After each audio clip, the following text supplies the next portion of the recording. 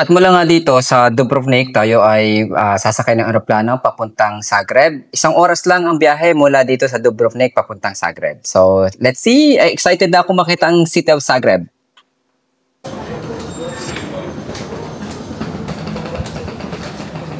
Okay, so dito nga tayo ngayon sa Zagreb International Airport. That's our next stop. Alright, so dito tayo, third stop natin dito sa ating trip. We are in Zagreb International Airport. So we're going to explore yung city of Zagreb dito sa Croatia. Okay. Ang Zagreb ay capital ng Croatia. Ang Croatia ay makikita sa Eastern Europe. Ito sa Balkan region. Katabi nito ang Slovenia tsaka yung Bosnia. Isang oras lang ito mula Greece papuntang Croatia. So, kung kayo ipupunta ng Greece, isama nyo ng Croatia kasi napakalapit lang niya sa Greece. So, nakuha na natin yung ating luggage. Lalabas na tayo ng airport. Exit. Okay. Alright, so, ang luwag ng airport nila dito. Walang katao-tao. So, ito, sa labas na tayo. So this is how their airport looks like sa Zagreb. Maliit lang siya.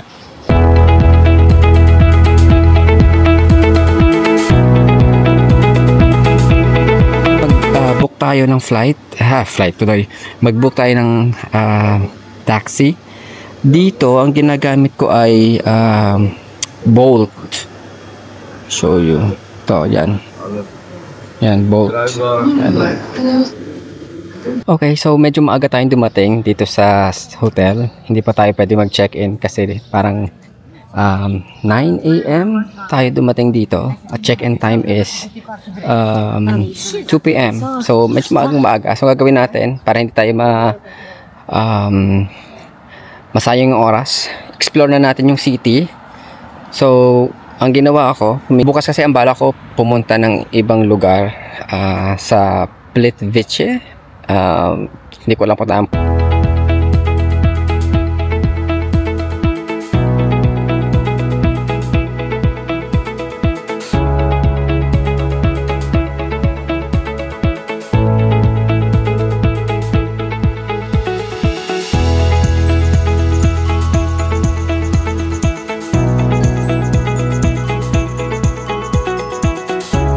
Punta tayo dun sa may cathedral kasi yun yung parang reference point ko yung cathedral. Maganda daw siya And then from there, punta tayo ng palengke. Alam nyo naman, basta pumunta tayo sa isang lugar, isang city, binibisita talaga natin yung mga palengke nila kasi parang if you want to learn the culture of the people doon sa lugar na yon, punta ka sa palengke nila and you will be amazed. Ang dami mga pare-pare kung nangyayari doon na nangyayari din doon sa bansa natin. So, mamaya sana makita natin yung palengke.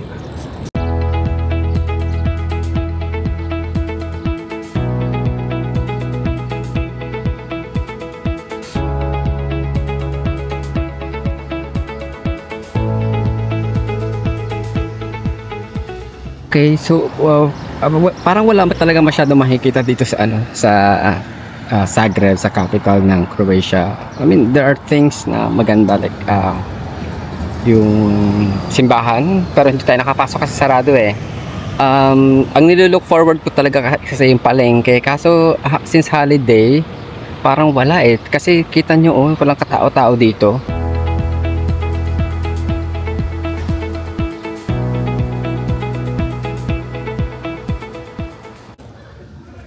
Okay, so ang hahanapin natin dito yung Stone Gate, tsaka yung St. Mark's Church. Try na din natin yung Museum of Broken Relationships. So, tingnan natin yan. So, pasok tayo dito. Hindi ko alam kung ito na yung Stone Gate, pero I think meron siyang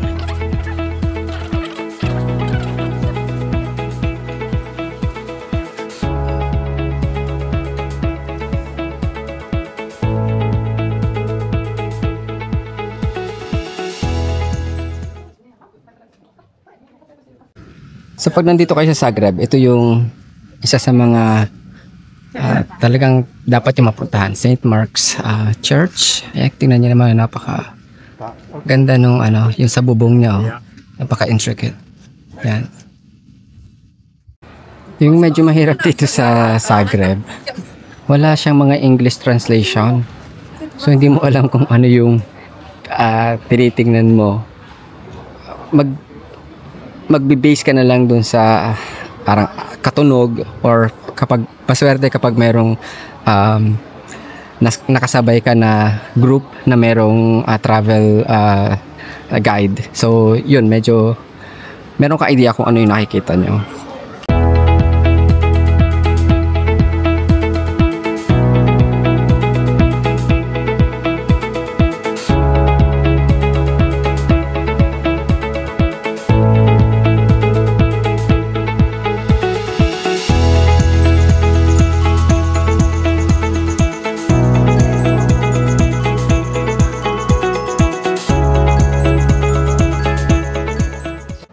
Okay, so akit tayo ngayon dito sa tower, sa observatory tower. It's called Lodstrak Tower, hindi ko ma-pronounce siya.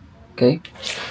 It is 30 meters high, with about 2 meters thick wall. So napaka-kapal ng wall niya. Okay. So sabi dito, it is the best preserved structure of the city's defense system, built in the 13th century. The name is derived from the Bell of Thieves. Ayan, so aakyatin natin siya.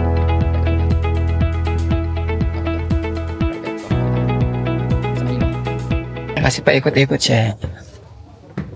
So may hilo na lang tayo dito. Pero parang okay naman siya.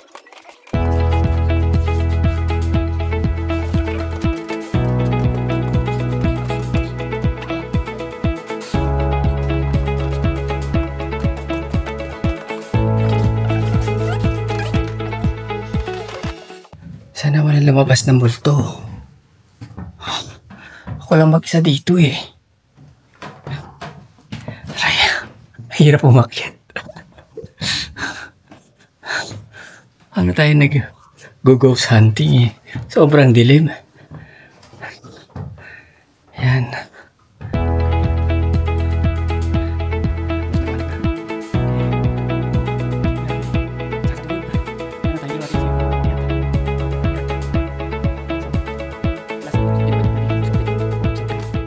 Yan. And here we are. Oops. Ayan. Ganda pala dito eh.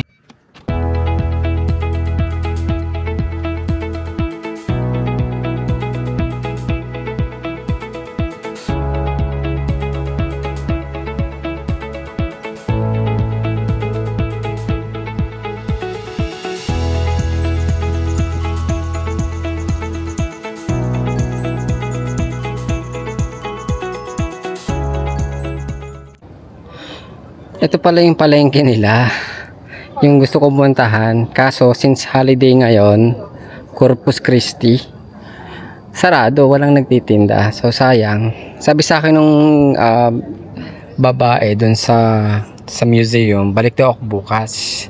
Pero bukas kasi pupunta ako ng Plitzevich. So let's see kung paano ang gagawin natin. Kasi gusto ko talagang ma-experience yung dito, yung palengke dito, kasi maganda daw talaga siya.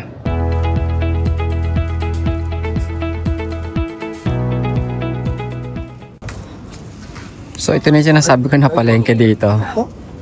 Dolach Market. Ayan o. Kahapon sarado kasi holiday. So ngayon bumalik tayo dito. Yan, bukas na siya. So ganito pala siya, mga prutas, gulay. Tapos sa baba, mga bulaklak. Tingnan naman yung dito. So, paprika, bell pepper. Gaganda, ang lalaki. Paka-fresh oh. Pero yung kamatis, ang lalaki. So ito, well known ito dito sa Zagreb. Actually, sabi ko nga ito yung isa sa mga gusto ko talaga makita dito eh. Itong palengke na to. Ano ay, pakuan ang lalaki oh. Siyempre sa Pilipinas may pakuan. Ayan. Bili tayo mamaya ng prutas. Siguro apple. Bili tayo.